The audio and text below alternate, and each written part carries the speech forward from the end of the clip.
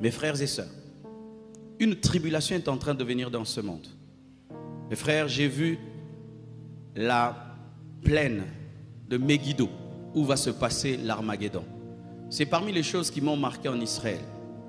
Mes frères et sœurs, quand on te dit qu'il y aura la bataille d'Armageddon, il y aura la bataille d'Armageddon. La bataille d'Armageddon aura lieu dans une plaine qu'on appelle Megiddo. C'est une plaine, alors je vous dis, grande alors de grande et de grande. Et les Juifs qui construisent partout se sont arrangés à ne pas construire là. Pourquoi? Ils savent qu'il y aura une guerre. Ils lisent les prophéties. Et ils disent que ça ne sert à rien de construire là. Si on construit, ça sera détruit.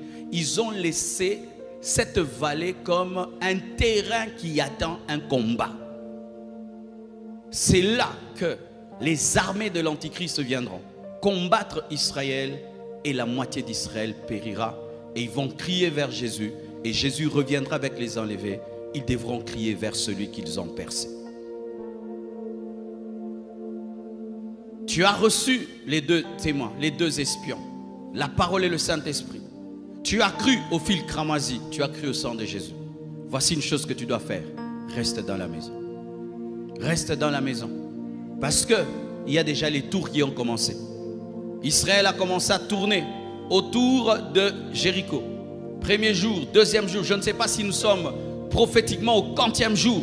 Mais bientôt, mes frères, la tribulation va venir. Et nous serons enlevés. Ouvrez vos yeux, mes frères et sœurs. Le monde est prêt pour recevoir l'Antichrist. Et si le monde est prêt pour recevoir l'Antichrist, sachez que le Christ viendra avant l'Antichrist pour que son Église ne subisse pas l'Antichrist. Restez dans la maison.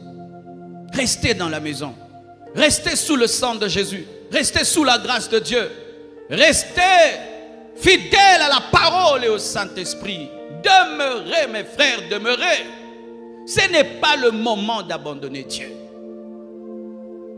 Ce n'est pas le moment d'abandonner Dieu. Imagine que Rahab, au premier tour, est resté dans la maison. Deuxième, sixième tour, et dit, je m'ennuie, je sors. Le feu allait tomber sur Jéricho. Elle allait périr. Et celles qui sont restées dans la maison, grâce à elle, allaient être sauvées. Comme toi. Tu as amené beaucoup de gens à Dieu, mais c'est toi qui quittes Jésus, vraiment. Tu as amené beaucoup de gens dans cette église, mais tu es en train d'abandonner la foi. C'est toi qui as amené ta famille à Jésus. C'est toi qui leur as dit, les deux espions sont venus. C'est toi qui les avais reçus. C'est toi qui leur as parlé de deux espions. C'est toi qui leur as parlé du fil cramoisi. Mais c'est toi qui es en train de sortir de la maison parce que tu ne crois pas que Jéricho sera détruite.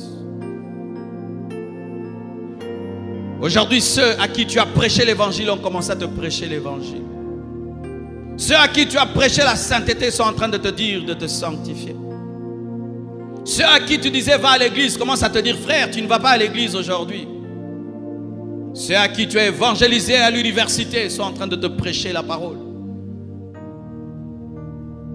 Ceux que tu as amenés à Jésus aujourd'hui sont devenus des grands serviteurs, mais toi tu demeures un bébé spirituel parce que tu as quitté la maison. Ce n'est pas parce que, mon frère, tu as amené ta famille à Jésus ou le monde entier en Jésus-Christ que Dieu t'épargnera si tu quittes la maison. Car certains présentent à Dieu, j'ai gagné les âmes, j'ai gagné les âmes. Si je te gagne à Christ et moi-même je ne demeure pas dans la maison, je ne serai pas sauvé. Tu peux gagner le monde entier, faire une croisade qui gagne le monde entier. Mais si toi qui as gagné le monde entier, tu ne demeures pas, eh bien, tu as fait du bénévolat pour Dieu. C'est pourquoi Paul dit que je traite durement mon corps de peur d'avoir prêché aux autres que je sois moi-même disqualifié. Si je te gagne à Christ et moi j'abandonne Christ, je n'aurai aucune récompense. Faites très attention. Faites très attention. Demeurez dans les choses que vous avez enseignées aux autres. Demeurez dans les choses que vous avez prêchées aux autres. Demeurez dans les choses que vous avez présentées aux autres. Faites très attention. Au travers de Moïse, Dieu a révélé une chose, qui n'a pas de chéri. Il n'a pas de chouchou. Malgré que le grand Moïse est celui qui a sorti Israël de l'Égypte, il lui a dit tu n'entres pas. Ce n'est pas parce que tu as amené des hommes à Dieu. Ce n'est pas parce que tu as aidé les gens à connaître Dieu et entrer dans la maison qui a le fil cramoisi que toi tu as le droit de sortir te promener. Lorsque les anges descendront pour effondrer la muraille de Jéricho, si tu n'es pas à l'endroit, tu mourras. Ainsi vous comprenez mes frères, que nous ne sommes pas sauvés par nous-mêmes, nous sommes sauvés par notre position en Christ. Nous sommes sauvés par notre position en Christ. Tu dois être au lieu où le jugement ne tombe pas. Et le seul lieu où le jugement ne tombe pas, c'est Jésus. Tu n'es pas en Jésus, le jugement de Dieu t'abattra. Quelle que soit ta religion, quelle que soit ta religion et ta sainteté. Ce n'est qu'en Christ que l'homme peut être sauvé. Et je vous assure, mes frères, tous les signes avant-coureurs de l'enlèvement sont là devant nous. Si les hommes au temps de Paul pouvaient douter, nous les hommes modernes, on ne peut pas douter. On ne peut pas douter. Regardez comment le monde est devenu un village. Avant, lorsqu'on lisait les prophéties, on disait: comment un homme pourra-t-il empêcher de vendre et d'acheter sans avoir sa marque? Mais aujourd'hui, c'est vraiment vrai, hein? Regardez, nous ont dit Corona, Corona, Corona. Ok, vaccin, vaccin, vaccin. Du coup, la boue, il n'y a plus de vaccin. Il a disparu le Corona. Tout d'un coup, on voyage, on ne demande plus rien. Donc, par décret, on dit Corona disparaît. Donc, c'est une maladie politique. Mais ils ont fait un test grandeur nature. Ils ont fait un test. Ils ont testé une chose, qu'il est possible de diriger l'homme en l'effrayant. Oui, expliquez-nous, comment on peut être vacciné contre une maladie, mais on peut toujours contaminer les gens? Expliquez-nous un peu, vous les scientifiques. Comment je peux être vacciné, mais je peux contaminer quelqu'un? Ça ne s'appelle pas vaccin, appelez ça médicament.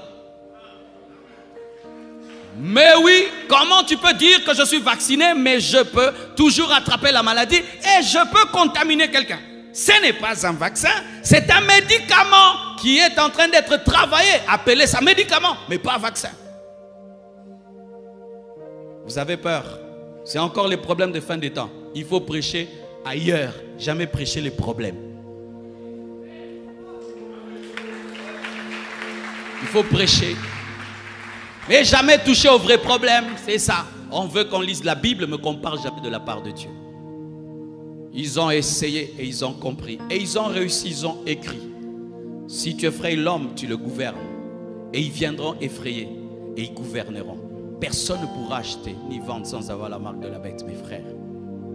Ta tablette, ton téléphone, toute cette technologie que vous avez n'a pas été faite pour vous. Elle a été faite pour vous contrôler. Elle a été faite pour vous contrôler. On peut savoir où tu es rien que par ton téléphone.